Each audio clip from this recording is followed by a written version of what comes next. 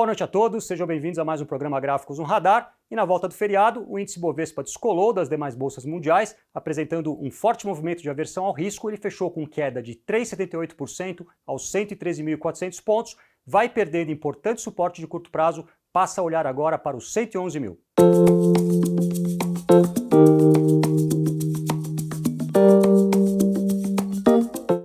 Gráfico do índice Bovespa na tela, um pregão de forte queda, 3,78% negativo aos 113.412 pontos, na mínima o Ibov tocou no 113.172, vai confirmando a perda do suporte aos 116,5 e também da mínima recente no 114.800, e com isso o Ibov passou a trabalhar dentro de um canal de baixa no curto prazo. A próxima busca seria nos 111 mil pontos. Do lado superior, para escapar desse canal, ele precisaria vencer, além dos 116,5, os 118.300. Voltamos a analisar o gráfico do índice Bovespa numa escala mensal, onde aparecia a divergência baixista entre os preços e o índice de força relativa. Aqui, o Ibov havia se afastado muito da média móvel de 14 meses e esta passa hoje nos 113.100 pontos, nível que ele tocou na mínima e patamar que poderia motivar algum repique. De toda forma, analisando a série histórica, nem sempre ele respeita perfeitamente esta média, às vezes ele recua um pouco abaixo dela. Agora a análise do dólar numa escala diária, ele vai forçando a resistência dos 5,31, fechando o dia a 5,32, com quase 3% de alta. Se confirmar esse movimento, a próxima resistência passa lá nos 5,40.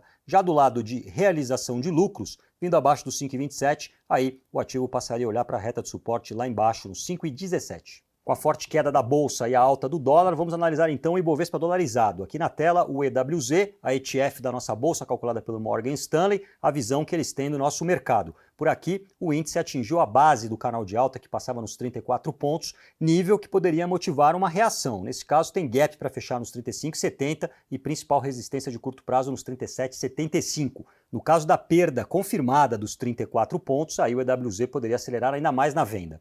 Passaria a olhar lá para os 31 pontos.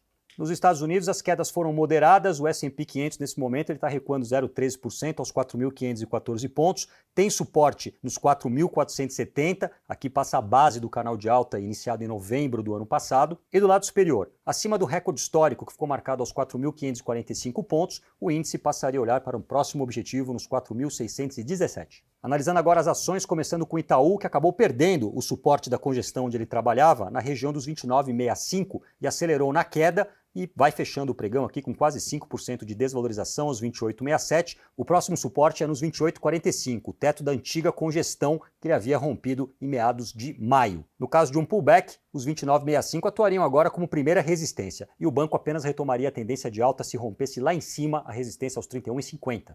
Esse é o gráfico em escala semanal da B3, aqui ela perdeu a sua LTA de médio prazo, que vem lá de 2018, que passava nos 13,70, e num dia de forte queda, aqui quase 8%, ela vai fechando o pregão a 13,19.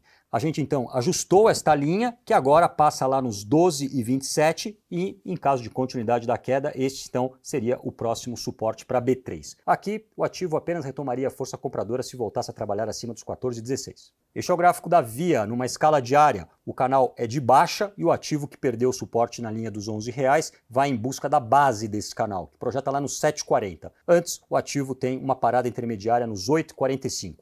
A Via fechou hoje com queda de 9,35% aos 9,02. A Ambev também sofreu uma forte queda hoje, 5,70% para baixo aos 16,21, mas por aqui o ativo ainda trabalha com tendência neutra, tem próximo suporte nos 15,99 e resistência que a liberaria novamente para alta nos 17,44.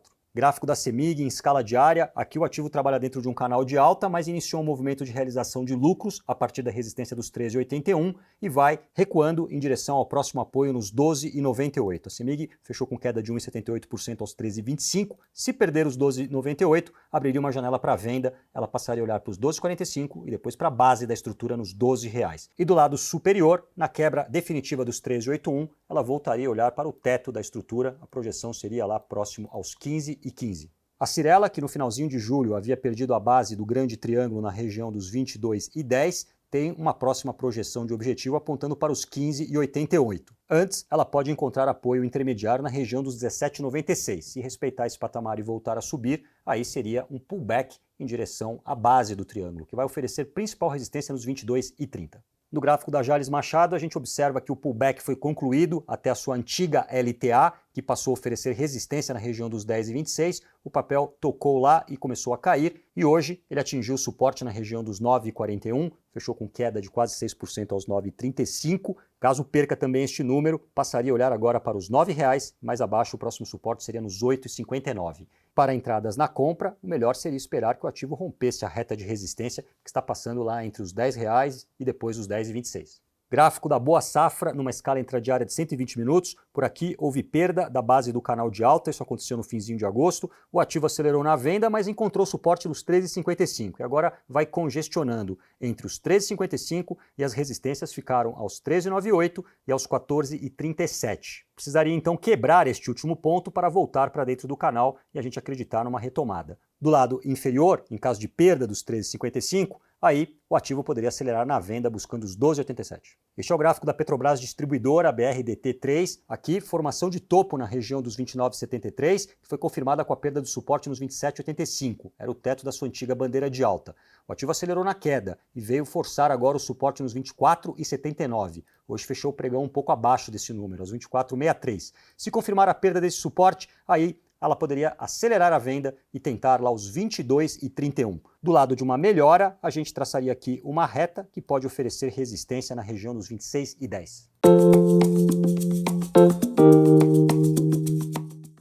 Vamos ficar atentos ao gráfico da Vale, que hoje com uma queda de 2%, não tão forte quanto a do Ibovespa, ela vai se aproximando da sua linha de tendência de alta que vem lá de novembro do ano passado e que projeta na região dos R$ 94,00. A Vale fechou 95,04, uns R$ 94,00. Se ela respeitar esse patamar e voltar a subir, ela poderia tentar o gap, que ficou em aberto no 103,5. Estas, portanto, foram as análises que eu separei para hoje. Me despeço por aqui, tenham todos uma ótima noite. Até amanhã.